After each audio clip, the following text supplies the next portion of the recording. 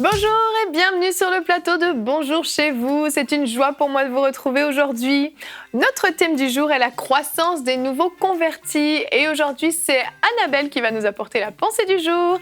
Ensuite, dans la rubrique famille, Anne nous expliquera les risques lorsqu'on pose des étiquettes sur nos enfants. Voilà, vous connaissez le programme, je vais retrouver les chroniqueurs.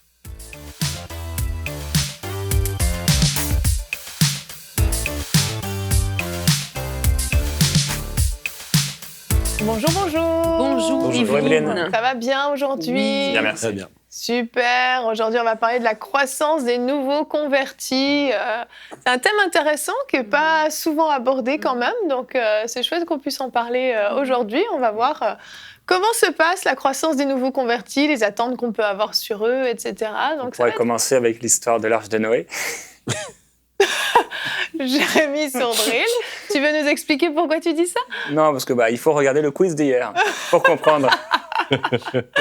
Il est méchant. Annabelle, c'est ton mari, débrouille-toi avec lui. Hein. Bon, vous verrez qu'Annabelle a fait une petite erreur sur le quiz hier. Rien d'important, mais Jérémy a décidé de mettre le doigt dessus. Mais effectivement, la porte aux moqueries. Je vous invite à regarder le quiz d'hier, effectivement. Et donc, on va commencer tout de suite sur ces bonnes paroles de Jérémy avec la pensée du jour.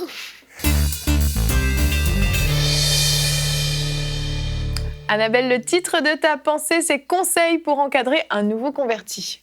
Oui, alors un nouveau converti, c'est pas une insulte en fait, c'est une étape normale, une phase normale et on doit savoir prendre un nouveau converti en tant que tel, savoir qu'il est dans cette étape de sa vie mais qu'il va grandir et la Bible nous dit lorsque j'étais enfant, je parlais comme un enfant, je pensais comme un enfant et je raisonnais comme un enfant et lorsque je suis devenu un homme, j'ai fait disparaître ce qui était de l'enfant. Donc c'est normal, c'est une étape normale mais toujours garder en tête que cet enfant, ce bébé spirituel va grandir. Et une des premières choses dont on doit vraiment s'assurer, c'est qu'on aime cette personne, qu'on l'aime en tant que personne déjà. Ça peut sembler un petit peu bizarre, mais qu'à la fois les nouveaux convertis, on peut les considérer quasiment comme des petits rats de laboratoire ou comme des points gagnés à notre tableau de chasse d'évangélisation, converti 1, converti 2, converti 3. Ce sont des personnes qui sont devenues maintenant notre frère ou notre sœur dans le Seigneur, des personnes, des êtres humains que Dieu aime. Donc c'est aussi important de se rappeler que ce sont des personnes. Et aussi d'être motivé par l'amour et non pas par la peur, parce que c'est ce qui va déterminer toute notre conduite vis-à-vis de ces nouveaux convertis, de ces personnes qui viennent d'arriver dans le Seigneur. C'est de se demander, suis-je motivée par l'amour de le voir grandir, dans l'amour pour croire que Dieu va intervenir, ou alors la peur qu'il parte, la peur qu'il ne vienne plus à l'église, la peur qu'il soit détourné. Et si on est dans la peur, on va constamment on va plus mettre de la pression, de la condamnation, de la culpabilité, comme on va le voir dans la suite de la pensée. Donc, un des autres points aussi, c'est de ne pas condamner le nouveau converti. Lorsque j'étais enfant, je pensais comme un enfant, je raisonnais comme un enfant. La personne arrive, elle peut avoir vécu 20, 30, 40, 50 ans dans le royaume des ténèbres. Son intelligence n'est pas encore renouvelée. Oui, la personne est sauvée, mais il y a toute une éducation qui a été faite et qui a peut-être été mal faite. Et on ne peut pas demander aux gens, voilà, maintenant c'est comme ça doit fonctionner comme ça, et puis leur faire se sentir toujours comme si elles avaient échoué, comme si elles n'étaient pas à la hauteur, comme si constamment elles faisaient des choses qui déplaisaient à Dieu, parce que ces personnes vont vous prendre comme des références et vont se dire, si cette femme ou cet homme qui a l'air vraiment grand dans le Seigneur me regarde comme ça, me traite de cette façon, c'est aussi la manière dont Dieu me voit. Or, nous savons que Dieu est bon, que Dieu est plein de miséricorde et que Dieu nous donne des opportunités de grandir. Et constamment, dans notre croissance, on a besoin de grandir. On n'est jamais arrivé on n'est pas encore arrivé à la perfection. Donc, on doit vraiment faire preuve de grâce envers les nouveaux convertis et de ne pas leur laisser cette impression que nous sommes en train de les juger. L'autre point, c'est de compter sur le Saint-Esprit. Alors ça, c'est vraiment un point capital parce que lorsqu'on ne compte pas sur le Saint-Esprit, on va se mettre comme une autorité sur la vie de la personne, mais une autorité contrôlante. Un peu de lui dire, tu dois faire ci, tu peux pas faire ci, tu peux pas faire ça. Et la personne, elle a à peine le droit, elle se sent à peine le droit de respirer sans avoir notre autorisation. Et ça, c'est très mauvais parce que, c'est une autorité que nous n'avons pas reçue. Oui, nous sommes appelés à les aimer, à les encadrer, à leur donner un certain cadre, mais nous ne sommes pas appelés à devenir le Saint-Esprit dans leur vie. Romains 8,14 nous dit « Tous ceux qui sont conduits par l'Esprit de Dieu sont fils de Dieu ». Et si cette personne est fils de Dieu, elle va pouvoir entendre le Saint-Esprit. Elle va pouvoir avoir une communion avec le Saint-Esprit. Et notre rôle à nous, c'est de pouvoir lui enseigner cette communion, cette relation, plutôt que de lui dire « c'est comme ci, c'est comme ci, c'est comme ça ». Parce qu'il y a des choses, on va les répéter constamment, et en fait, on va devenir extrêmement contrôlant, voire manipulateur. Et c'est très dangereux de s'insinuer comme ça dans la vie des gens. Or, si c'est le Saint-Esprit qui parle directement à la personne, qui lui dit cette relation-là, c'est pas une bonne relation pour toi, ça va avoir un fruit qui va être beaucoup plus fort et qui va être beaucoup plus efficace, et ça évitera aussi que vous preniez cette place qui n'est pas la vôtre. Et un autre point, c'est de constamment tourner cette nouvelle personne qui vient de découvrir Jésus-Christ vers Jésus, qu'elle puisse avoir sa propre relation avec lui. Jésus-Christ est le seul médiateur. Et même si nous sommes une personne de référence dans son entourage, nous ne pouvons pas devenir son Jésus-Christ, nous ne pouvons pas devenir son Dieu. Nous pouvons lui dire, écoute, voilà ce que dit la parole de Dieu, regarde, j'ai cherché pour toi des versets, lui donner des choses quand même assez clés en main, parce que, ah oui, bah écoute, t'as un problème avec les cigarettes, bah écoute, t'as qu'à faire une recherche sur la Bible, etc. Ça peut être un petit peu fastidieux, et là dire, bah regarde, j'ai trouvé pour toi des versets, et puis ensemble on peut prier, mais je te laisse ces versets-là, et puis médite-les, et comme ça la personne va commencer à développer sa propre relation avec Jésus, et ça va être beaucoup plus efficace dans le temps. Et oui, il y a des moments, il y aura des erreurs, il y a des moments, il y aura des moments de faiblesse, des moments de doute, et ne paniquons pas dans ces cas-là. Faisons encore une fois confiance au Saint-Esprit, et n'oublions jamais que nous ne sommes pas le Dieu de leur vie, même si nous les avons amenés au Seigneur, même si nous sentons cette responsabilité. Ce sont des enfants de Dieu avant tout, et aussi souvenons-nous que c'est une phase qui est normale, et que ces gens-là vont être appelés à grandir aussi, et la même façon dont nous avons pu les encadrer, les éduquer dans le Seigneur, c'est aussi ce que eux referont. Donc ayons cette attitude de grâce, cette attitude d'amour, et surtout tournons-les vers Jésus-Christ. Amen, merci Annabelle. On a souvent tendance à oublier qui on était au tout début. Si on fait l'effort de se souvenir nos premiers pas avec le Seigneur, on voit que on a eu des fois des petites chutes, on a eu des petits moments de doute, d'incompréhension, etc. Et on a tous grandi à des vitesses différentes. Et tout comme c'est le cas avec un jeune bébé, en fait. Ici, on a tous eu des bébés, vous vous souvenez. Les enfants ne marchent pas au même âge. Eden a marché à 18 mois. 16. Ah bon, c'est pareil. Il y en a d'autres dans l'équipe, leur enfant à 10 mois marchait déjà. Il y en a qui font du 4 pattes super tôt, etc. Et en fait, autant les bébés humains, je veux dire, ne se développent pas à la même vitesse, autant un nouveau converti ne se développe pas à la même vitesse. Moi, j'ai en tête des gens, là, ils ont accepté le Seigneur, ils ont atteint un niveau de maturité tellement rapidement, c'est fou. Et je compare avec moi le temps que ça m'a pris pour pouvoir lâcher certaines choses dans ma vie, etc. Et en fait, c'est ça, c'est qu'on ne peut pas faire accélérer les gens à notre place, en fin de compte. Exactement. Et tu disais, il y a des nouveaux convertis qui font des pas de géant et qui ont des révélations. Et ça aussi, je pense que c'est un point important dans la croissance des nouveaux convertis, c'est de croire qu'ils grandissent, de croire que ce qu'ils reçoivent, c'est vraiment de Dieu, et de ne pas mépriser. Ah oui, mais non, toi, tu viens juste d'accepter le Seigneur, c'est pas possible. S'il a une révélation, bah, gloire à Dieu, et je peux même apprendre de sa révélation, et de ne pas commencer déjà à les décourager, et puis à leur faire croire que peut-être c'était pas de Dieu parce qu'ils viennent au Seigneur. Non, Dieu est Dieu, Dieu est aussi grand dans sa vie que dans la mienne. Oui, tout à fait. Ouais, moi, j'aime ce que disait Annabelle tout à l'heure concernant le fait de toujours les encourager à être avec Jésus, à vraiment avoir cette communion avec le Seigneur. Je pense que c'est le plus important pour une personne, c'est d'avoir cette vraie communion avec le Seigneur, parce que on va souvent avoir tendance à vouloir endoctriner les gens moi j'ai vu ça, des choses, j'en ai vu dans ma vie personnellement, j'ai vu aussi des choses excellentes, mais j'ai vu aussi des choses qui endoctrinaient parce que certains avaient reçu des révélations et puis c'était devenu leur prédication de leur vie.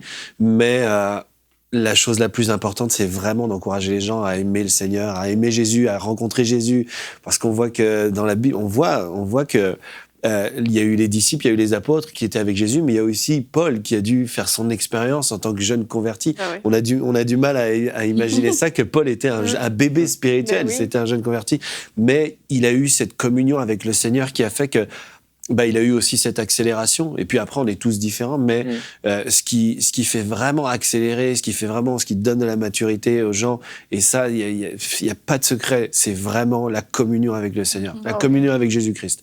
C'est ce qui donne le plus de maturité, c'est ce qui donne le plus de fondation, de solidité dans une vie chrétienne. C'est la communion. Exactement.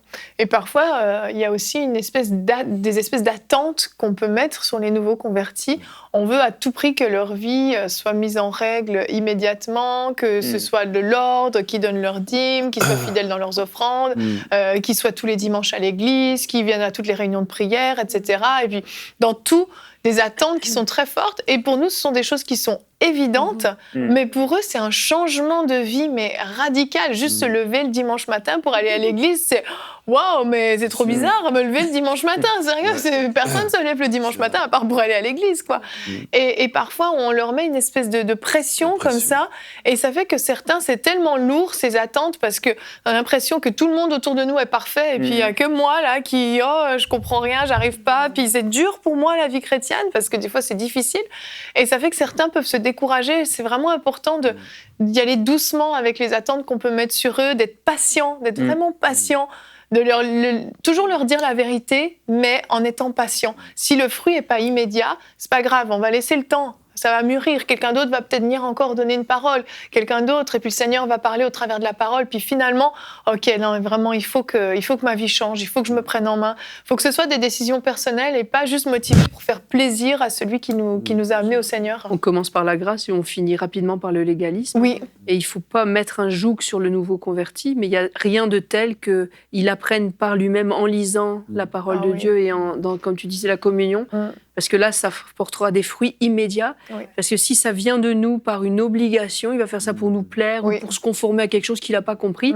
Et ça va juste faire quelqu'un de légaliste et d'écrasé. Et on va complètement passer à côté du but qui est la grâce de Jésus. On a obtenu par grâce notre salut.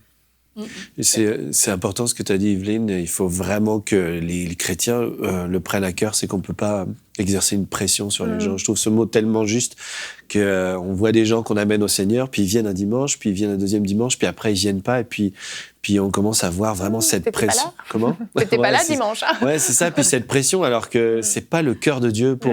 On doit manifester le caractère et le cœur de Dieu pour.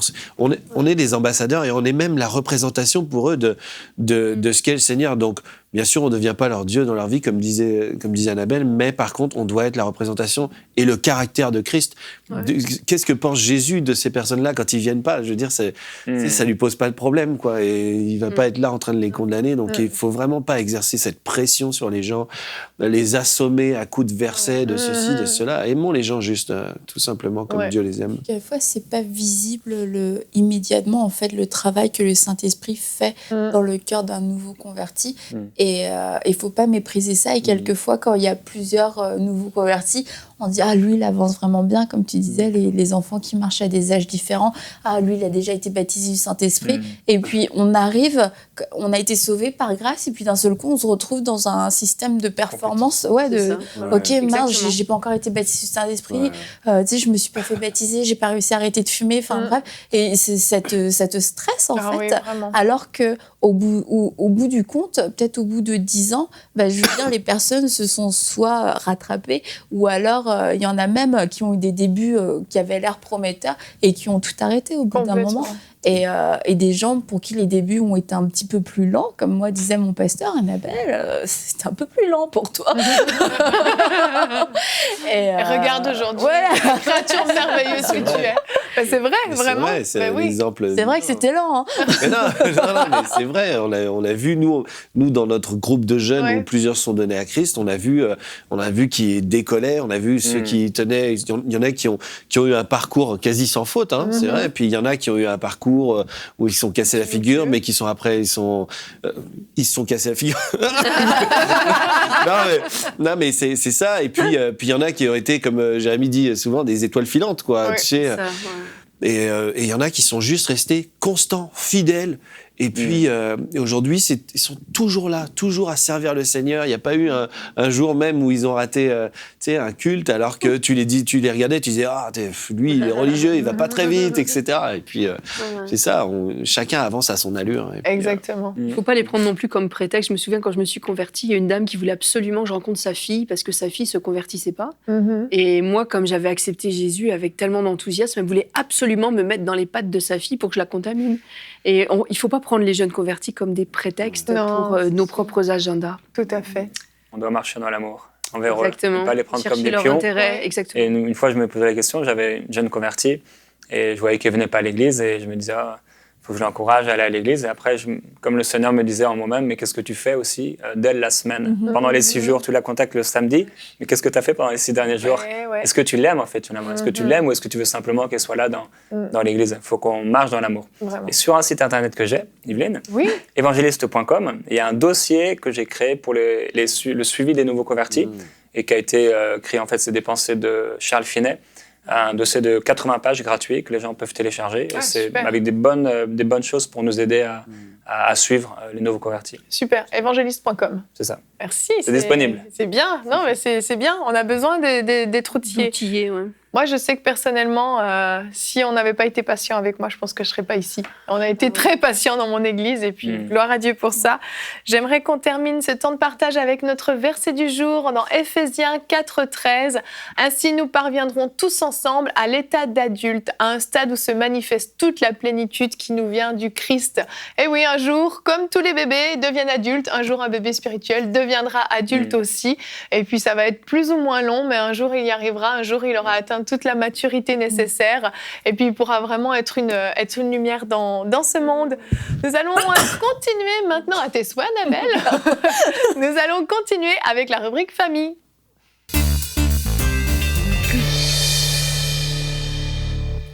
Anne, aujourd'hui, tu vas nous parler, c'est ça, des dangers d'étiqueter nos enfants, parce que c'est vrai que c'est une pratique qui est courante. Tout comme on peut étiqueter les nouveaux convertis, on peut étiqueter les enfants aussi. Hein. Et ça n'a rien à voir avec la période des soldes, puisqu'on est en début d'année, il y a beaucoup de soldes et on étiquette les... Non, ça n'a rien à voir.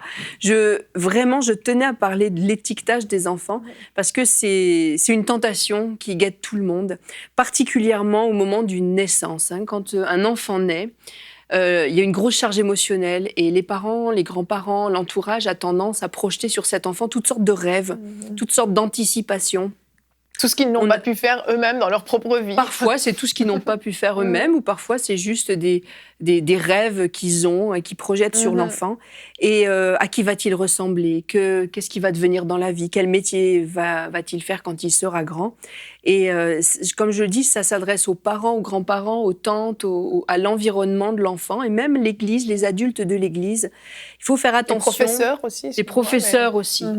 Un enfant est un être en devenir, est un être en processus. Et il est loin d'être achevé. Et si on l'étiquette trop vite, il va y avoir des conséquences. Le premier genre d'étiquette qu'on va mettre, c'est par rapport à la ressemblance physique. On fait souvent l'amalgame entre la ressemblance physique et une ressemblance de caractère ou une ressemblance de destin. C'est pas parce qu'un enfant va être le portrait craché de son père qu'il va devenir comme son père. Si le fils du pasteur est le portrait craché de son père, ça ne veut pas dire qu'il sera pasteur. Si la mère est une épouvantable harpie et que la fille lui ressemble, ça ne veut pas dire qu'elle va devenir une épouvantable harpie. Pareil pour les grands-parents et les oncles et tantes. Donc il faut vraiment se retenir, quand on a un enfant qui naît dans la famille, de toujours projeter en fonction des ressemblances. Cet enfant est unique. Dieu l'a voulu unique. Il a un destin unique, un caractère unique et des propriétés uniques. Amen. Et les ressemblances physiques ne sont qu'une vitrine et il ne faut pas tomber dans ce piège-là. Deuxième genre d'étiquette qu'on peut mettre, c'est sur les traits de caractère qu'on croit déceler dès le jeune âge, en tout cas pendant ces années de formation, d'enfance. Et je pense qu'on a tous été tentés de mettre des étiquettes. Ah, lui, il est comme ci, elle est comme ça. Ah ben, il est maladroit, ah, il est fainéant. Ou même des étiquettes positives. Ça peut être toutes sortes de clichés, en tout cas des étiquettes qu'on met sur l'enfant parce qu'on croit déceler quelque chose, parce qu'il a 3 ans, il tape son petit camarade qui lui a pris son objet et on dit « Ah, il est égoïste, il ne veut pas prêter ses affaires ». Un enfant de 3 ans qui ne prête pas ses affaires, c'est juste normal. Voilà. Et on peut être tenté de vraiment cataloguer rapidement. Et alors, il y a 2 choses. Peut-être qu'on a vu juste, peut-être qu'il y a vraiment un trait de caractère qui est là, il y a une tendance qui est là. Et alors là, ou bien on va tomber dans la complaisance, ou bien on va le condamner. Et de toute façon, l'un comme l'autre, c'est pas bon. Et puis si c'est faux, on va mettre dans la tête de l'enfant des mensonges, en lui disant toi, de toute façon, t'es un dur, tu sais te battre. Alors que c'est un enfant peut-être doux. Moi, j'ai vu comme ça un père qui élevait son enfant. Je l'ai vu maintenant, c'est un adolescent, le gamin. Et dès le petit âge, son père voulait tellement qu'il devienne un gars dur, fort, qui se batte et tout. Et le gamin est tout le contraire. C'est un enfant charmant, plein d'esprit, puis de délicatesse artistique. Mais son père a toujours parlé comme s'il voulait en faire un dur. L'enfant va voir qu'il y a quelque chose qui ne fonctionne pas entre l'image que projette son père sur lui et ce qu'il est vraiment. C'est ça. Et ça va mettre dans l'âme de cet enfant un sentiment d'échec, peut-être même qui va traîner à vie. Disant, je suis pas ce que je devrais être. Il boite. Il sait pas pourquoi, mais il boite. Exactement. Parce qu'on lui a projeté quelque chose. Les désirs du papa étaient là. Et ça, c'est du poison pour un enfant, vraiment. Et je dis même spirituellement, on ouvre des brèches. Quand on se précipite à mettre des étiquettes sur un enfant. Et il faut vraiment faire attention à ce qui sort de notre bouche quand on étiquette un gamin. Même dans les bonnes choses. Alors, j'ai mis danger des étiquettes positives. Là, on a vu, ça semble évident pour tout le monde que de mettre des étiquettes négatives sur un enfant, c'est pas bon. Le traiter de fainéant, de bon à rien, de pas beau, pas fort, c'est sûr, on le sait, c'est du bon sens commun. Mais je vais peut-être vous surprendre, mais il y a aussi un danger à mettre des étiquettes positives. Parce que, et là, je me réfère à des exemples vraiment précis que j'ai en tête, on peut faire complètement passer un enfant à côté du plan de Dieu si on lui met une armure trop grande pour lui. Et si on projette sur lui des choses démesurées. Et il faut avoir la sagesse de laisser l'enfant déployer ses ailes selon, j'allais dire, son propre programme. Et ne pas... Moi, j'ai vu des parents, le gamin était à peine sorti de la maternité, ça va être un grand homme de Dieu, il va révolutionner la terre, il va prêcher.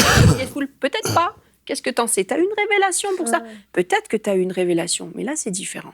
Mais si c'est juste... une envie, là, ça tourne carrément à la manipulation. Et l'enfant, moi, je connais un homme comme ça qui est maintenant âgé. Et dès son jeune âge, il va être un grand prédicateur, Puis il n'a jamais été appelé au service. Donc, toute sa vie, il s'est dit, je suis passé à côté. J'ai pas été appelé, peut-être que j'ai pas entendu. Qu'est-ce qui s'est passé? Ayez la sagesse d'attendre que l'enfant déploie ses ailes et qu'il réalise pleinement ce qu'il a pour cet enfant. C'est ça, parce qu'il y a un plan, mais si on l'ignore, on va mettre des plans qui ne sont pas de Dieu, en fait, sur la vie des enfants, et ils vont grandir avec ça. Et ils grandissent avec ça, et c'est un fardeau pour un gamin. Oui. Et je me souviens même c'est un autre exemple, c'est aussi une personne âgée maintenant, c'est un prédicateur. Lui, quand il était enfant, ses parents, sa mère, je crois, a eu vraiment une révélation concernant l'avenir de cet enfant. Et elle sentait qu'il y avait un appel sur la vie de cet enfant. Et elle avait raison. Mais elle a manqué de sagesse. Et toute l'enfance du gamin, il s'est fait farcir la tête du « tu seras le grand homme de Dieu de ce siècle, tu vas être des foules, et tu vas être le grand homme qui va bla bla bla bla bla ». Et l'enfant a grandi comme ça en disant « ah ben, je suis quelqu'un, j'ai vraiment un destin très singulier ». Et ça aboutit à ce qu'à l'adolescence, il est tombé complètement dans l'orgueil, la rébellion. Ses années de jeunesse ont été complètement fichues. Et en fait, il est vraiment revenu pleinement à Dieu. Il avait plus de 40 ans. Et là, il est rentré dans le service de Dieu. Et là, il a fait une œuvre. C'est fou. Mais je suis convaincue que si, pendant son enfance, les parents avaient été sages et lui avaient pas farci la tête de ça, il aurait tranquillement pris sa place dans le service de Dieu. Marie, quand elle a eu la révélation concernant Jésus, elle repassait ces choses sur son cœur. Elle n'a pas farci la tête de Jésus avec « tu vas être le sauveur du monde ». Elle n'a pas été le chanter sur toutes les toits de Judée et de Samarie que son fils était le sauveur du monde. Elle a gardé ces choses dans son cœur. Et là, je veux m'adresser aux mamans. Quand vous avez une révélation par rapport à votre enfant, gardez ces choses sur votre cœur et priez. Parce que cet enfant, s'il a un appel, il a besoin qu'on redouble de prière pour lui, pour qu'on le protège et que Dieu puisse pleinement faire son œuvre dans sa vie. C'est vraiment un piège. Et je vois des gens... Parce qu'il y a quand même une satisfaction. Waouh, mon enfant est appelé. Ben oui, mais si tu te gargarises avec ça, tu vas le faire complètement passer à côté. Donc soyez sages. Moi, j'ai entendu des histoires de gens qui ont commencé à prêcher, ils avaient 8 ans. Et moi, je suis désolée, mais un enfant de 8 ans n'est pas terminé. Et peut-être, je suis convaincue, oui, qu'il y avait certainement des appels sur la vie de ces enfants-là, mais c'est un fruit pas mûr. C'est un fruit pas mûr, parce que prêcher, ça va avec... ce qui va avec. Exactement, ça va avec une responsabilité spirituelle, ça va avec des fardeaux qu'il faut porter, c'est des attaques contre lesquelles il va falloir se tenir. Un enfant trop jeune qui a un appel sur sa vie, laissez-le mûrir. Maintenant, les révélations, il ne faut pas tomber dans la manipulation. C'est-à-dire qu'une maman ou un papa, ou une grand-mère qui a une révélation concernant son enfant, il faut bien gérer cette révélation-là. C'est-à-dire que si Dieu vous dit, avec une conviction vraiment profonde, que cet enfant a un appel pour la musique ou pour l'évangélisation, eh bien, il va falloir non seulement investir dans la prière, mais il me semble aussi investir dans le concret. C'est-à-dire être prêt à ouvrir son porte-monnaie ou faire des économies pendant 10 ans pour lui payer son école biblique. Vous n'êtes pas obligé de lui dire qu'il a un grand destin, mais vous le savez au fond de votre cœur. Donc, mettez de côté pour lui payer son école biblique. Si vous savez qu'il a un grand appel au niveau de la musique, payez-lui des cours de musique. Et ça va demander du long terme, une anticipation de long terme, parce qu'on garde au fond de notre cœur, comme Marie gardait pour Jésus, on sait que Dieu a un plan pour cet enfant-là et on va tout faire. Ça va peut-être être, s'il a un appel missionnaire, des séjours à l'étranger, rencontrer des grands hommes de Dieu, des grandes femmes de Dieu. Tu sais, voir passer chez soi, c'est une grande bénédiction. Quand les parents invitent des prédicateurs, des missionnaires, c'est une grâce. Invitez des gens intéressants pour que votre enfant soit en contact avec ces gens-là. Mais ne le chantez pas sur les toits et attendez le temps où le fruit sera mûr. Investir secrètement, en fin de compte, exactement, un petit peu, pour éviter de mettre cette pression. C'est vrai que les enfants... je pense en tant que chrétien, les enfants avec des parents chrétiens ont une pression encore plus grande parce qu'il y a énormément d'attentes sur eux. Déjà, on veut qu'ils suivent le Seigneur toute leur vie, forcément. On veut surtout pas qu'ils aillent mettre un orteil dans le monde. Et puis, ce qui n'est pas une mauvaise chose, mais mine de rien, sur eux, c'est quand même... Ils vivent dans un milieu où tous leurs amis font un peu tout ce qu'ils veulent, et puis il y a cette pression-là. Et d'autant plus quand il y a un appel particulier, si ça vient pas directement de leur cœur, si c'est un appel qui est formulé plus par leurs parents, même si c'est un appel qui est vraiment de Dieu, c'est vrai que c'est lourd à porter, ça demande quand même beaucoup de sagesse, tes conseils sont très bons. Et puis, il y a des gens qui, je sais pas, tirent une certaine gloire à savoir que leur enfant est appelé, vrai ou supposé, c'est-à-dire qu'il y a des gens qui veulent tellement que leur enfant amène la gloire dans la famille qu'ils vont quelque part manipuler un peu son destin. Et c'est vraiment, faut pas tomber dans ce piège-là. D'une manière générale, même si l'enfant n'a pas un grand appel, il faut le laisser prendre sa place dans le monde, prier, que Dieu le conduise, le protège, le façonne. Mais c'est pas à nous à décider. Si tu mets une étiquette, tu vas figer quelque chose. Même spirituellement, tu figes des choses, tu vas crisper certaines choses. Et un trait de caractère, il est peut-être passager. Peut-être que quand il a 5 ans, l'enfant a un trait de caractère. Mais ça ne fait que passer. Et dans 3-4 ans, il sera quelqu'un d'autre. Moi, je l'ai vu avec mes enfants, il y a des traits de caractère qu'elles avaient étant petites, qu'elles n'ont plus du tout en étant grandes. Peut-être une tendance à être rouspéteuse ou jamais contente, grognon et tout. En fait, ça fait une jeune fille épanouie, contente de son sort. Il faut laisser le temps à l'enfant de mûrir et de s'épanouir et surtout pas mettre les étiquettes. Il y a beaucoup de parents qui veulent aussi que leurs enfants soient prédicateurs. Mais il y a plein d'appels, en fait. Il y a plein d'appels différents. Si quelqu'un est appelé à devenir boulanger, vraiment gloire à Dieu. Parce qu'en temps de guerre, on a besoin des boulangers. Et on a besoin de manger du pain. Et tous ne peuvent pas prêcher. Donc, il faut aussi savoir qu'on parle d'appels, mais il y a aussi toutes sortes d'appels. Chaque destinée est une belle destinée quand elle vient de Dieu. En fait, c'est une destinée qui est glorieuse. Si tu es dans la destinée à laquelle Dieu t'a appelé, c'est fantastique. Ce qui est horrible, c'est d'être dans quelque chose qui paraît peut-être glorieux de l'extérieur, mais qui en fait n'était pas du tout le plan de Dieu qu'il avait pour toi. C'est là que ça devient horrible. Puis le contenu de nos prières est important. Quand on prie, comment priez-vous pour vos enfants ? Comment on prie pour nos enfants ? Est-ce qu'on verbalise comme ça des projets ? Et on n'a pas du tout sonder le cœur de Dieu. Quand tu disais, il y a des parents qui veulent que leur enfant soit prédicateur. Seigneur, fais-en le grand prédicateur. Ben, qu'est-ce que t'en sais? Est-ce que c'est la volonté de Dieu? Moi, je crois que la prière gagnante, c'est Seigneur, que ta volonté soit faite. Amen. Que ta volonté pour cet enfant soit faite. Il connaissait cet enfant avant même qu'il soit conçu dans le sein de sa mère. Les projets pour sa vie existaient avant même que vous ayez l'idée de cet enfant. Alors, c'est pas à vous de dire à Dieu ce qu'il a à faire de cet enfant. Dieu savait avant même qu'il soit conçu ce qu'il allait faire de lui. La prière, c'est que ta volonté soit faite. Ça me fait penser à une anecdote de John Bever. Il raconte qu'il était allé dans une église. Il s'était passé plein de miracles. C'était vraiment, il y avait une faveur particulière. Et quelques jours après, il retourne dans cette assemblée. Et là, il sent que c'est très, très lourd. Il sent que c'est difficile. Et il se dit, mais pourquoi, Seigneur? Pourquoi, Seigneur? Et pendant qu'il est dans sa chambre d'hôtel, Dieu lui dit, les responsables de ce groupe, parce qu'il n'y avait plus de responsables, en fait, au-dessus, il n'y avait plus de pasteur, je crois, prie pour que tu deviennes le pasteur de cette église. Et Dieu lui dit, c'est de la sorcellerie. Ouais, c'est clair. Il dit, mais c'est de la sorcellerie, il ne comprenait pas, en fait. Et il a dit, ben voilà, maintenant je prends autorité contre cela. Et il a parlé à ces jeunes hommes. Effectivement, ils étaient surpris d'apprendre que Dieu lui avait dit, vous priez pour que je sois pasteur, alors que Dieu ne vous a rien révélé à ce sujet-là. C'est de la sorcellerie. C'est ça. Quand on essaye de manipuler, de toute façon, ça déplaît à Dieu. Quand un humain essaye de manipuler, parce que celui qui manipule se met à la place de Dieu. Et Dieu ne partage pas son autorité. Donc il faut vraiment faire attention à nos prières. C'est sûr. Et puis on parle d'étiquette, mais Dieu a des noms pour nous. Il a un nom pour chacune des personnes. Et c'est lui qui décide comment il va appeler telle personne. Lorsqu'il a appelé le jeune Samuel, Samuel ne connaissait pas la voix de Dieu. Mais il a parlé à Samuel, il n'a pas parlé à Élie en lui disant « Tu vas enseigner à Samuel ». Mais Dieu va parler à nos enfants, c'est sûr. À un moment, il a tellement à cœur de leur parler à eux directement. Il n'a pas besoin qu'on soit des porte-paroles. Mais comme tu disais tout à l'heure, on peut prier pour eux. Et puis si on a reçu des choses, on les repasse dans notre cœur. Et puis on prie dans ce sens-là. Mais ça ne sert à rien de vouloir créer des opportunités ou leur créer une destinée, parce que Dieu a un plan tellement plus merveilleux que même ce qu'on pourrait imaginer. Et la façon dont ça va se dérouler, Dieu va faire en sorte. Par contre, c'est vrai, on doit se rendre disponible. On doit se rendre disponible financièrement, prêt à anticiper ces choses-là.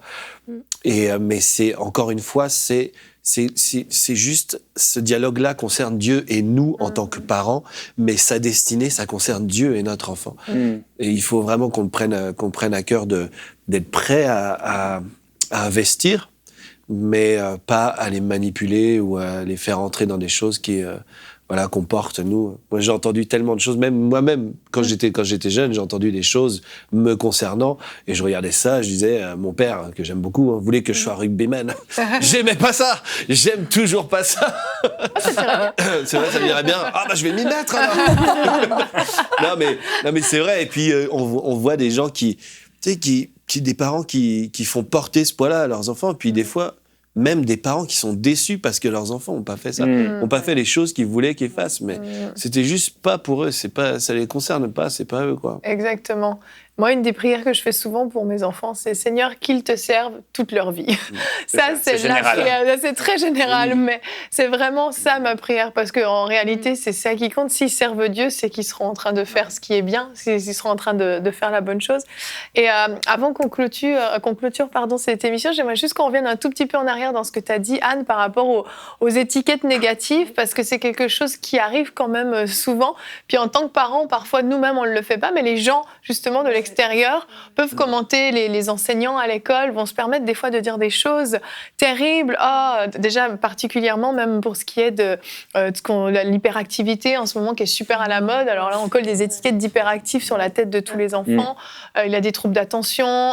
Il n'arrive pas à sociabiliser avec d'autres enfants. Il est comme ci, il est comme ça. Et nous, en tant que parents chrétiens, on connaît la puissance des paroles qui peuvent être dites, qu'elles soient bonnes ou mauvaises. Et je crois vraiment qu'il y a une responsabilité en tant que parents de protéger nos enfants de toutes ces paroles qui sont mauvaises et qui viennent se coller à leur peau malgré eux, de vraiment se positionner puis de refuser ces choses-là.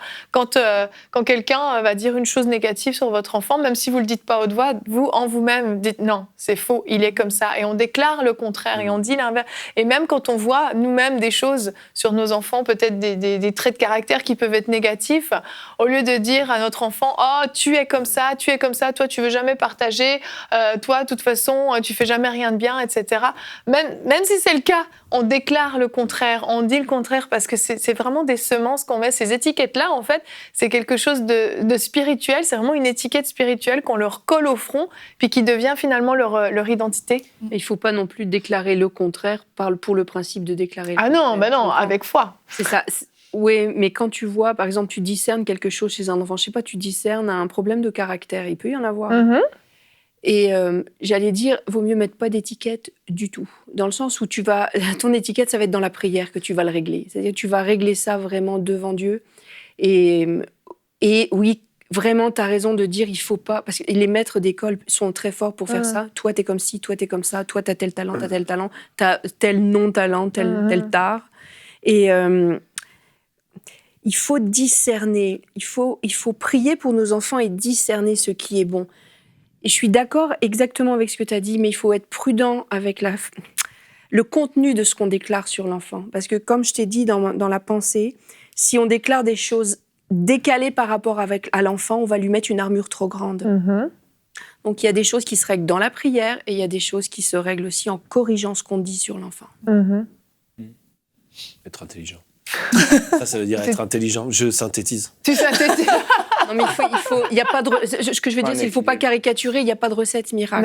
Non, c'est sûr. Est-ce que ça serait caricaturé, puis même peut-être être trop simpliste de dire ça. Un enfant est unique et c'est dans la prière qu'on va porter un enfant. C'est dans la prière que les batailles pour lui vont être gagnées.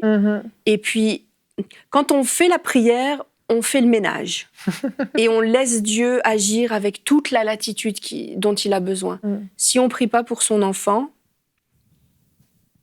il pourra arriver toutes sortes de choses et Dieu n'aura pas toute la latitude. Et il va y avoir des choses, par exemple, qui vont être figées par des choses qui ont été dites, des étiquettes qui ont été mises sur lui, des choses qui vont être verrouillées. Et c'est dans la prière qu'on les déverrouille, pas seulement en disant bam, bam, bam, bam. Non, et dans la prière, tu déverrouilles les choses. Je comprends ce que tu veux dire de déclarer par une espèce de superstition. Oui, c'est ça. Il ne faut pas tomber dans parce que des fois, c'est limite, quoi. Tout à fait. C'est vraiment dans la prière qu'on va déverrouiller. C'est de la déclaration dans la prière. C'est ça, voilà. Absolument. Oui. Il y a une petite chose, si je peux dire, c'est que quand on entend des gens donner des étiquettes à leurs enfants, ils leur disent pas tu vas être un mauvais boulanger ou tu vas être un mauvais prédicateur. Ça, ce sont des mauvaises étiquettes. Donner des étiquettes favorables en disant tu vas être un grand prédicateur. On caractérise pas nos enfants par ce qu'ils vont faire. On caractérise nos enfants par ce qu'ils seront. Qu'est-ce que tu seras? Donc oui, moi je veux déclarer sur mes enfants qu'ils seront constants, qu'ils seront fidèles, qu'ils seront. Il n'y a aucun mal à ça, à vouloir juste. Mais quand on commence à déclarer des choses qui concernent un métier, comme si c'était ton métier ou ton poste ou ta position qui faisait ce que tu es selon Dieu, tu veux déclarer les choses ce que tu es, mais pas ce que tu vas faire. C'est important et on veut le faire dans la vie de nos enfants. On veut déclarer la fidélité, on veut déclarer la justice, on veut déclarer ces choses-là. On veut que les enfants marchent là-dedans. On veut les encourager, on veut pas mettre de pression, mais il y a aucune pression à dire à un enfant tu seras fidèle, mon fils. Il n'y a aucune pression là-dedans. Je veux dire, ça va très bien se passer. Amen. Gloire à Dieu. Vous vouliez ajouter quelque chose encore avant que je conclue? Tout a été dit? Vous êtes satisfait?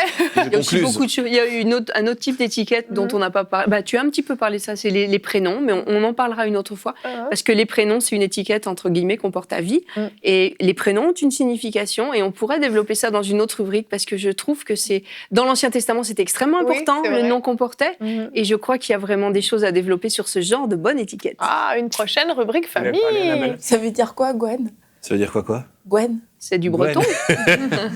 Je ne vais pas répondre à cette question. Je vais juste donner un témoignage. Quand j'étais petit, moi j'ai un grand frère qui faisait de l'athlétisme et il faisait les championnats de France d'athlétisme, donc c'était quelque chose. Et moi, on m'appelait le lent. Ah d'accord. Et j'ai cru pendant très longtemps que j'étais lent. Mais vraiment, et dès que je faisais de l'athlétisme, je voulais même plus y aller. Je voulais même plus aller courir et j'ai cru que j'étais lent. Et jusqu'au jour, et c'est arrivé très tard, hein, je devais avoir, je sais pas moi, presque 20 ans où je l'ai découvert. Et là, je me suis dit dans ma tête, mais non, je suis pas lent. Et puis j'ai découvert que j'étais pas lent. Oh, wow. Gloire à Dieu. Vous n'êtes pas lent. Tu es rapide, Gwen. Je suis rapide comme l'éclair. Gloire à Dieu, nos enfants sont baignés d'avoir des parents qui sont bien équipés pour les éduquer. Demain, nous allons nous retrouver. Notre thème sera comment se débarrasser de l'amertume, un thème important, et nous aurons la rubrique Pasteur, j'ai une question et Culture et Médias. Merci de nous avoir suivis, soyez bénis et bonjour chez vous.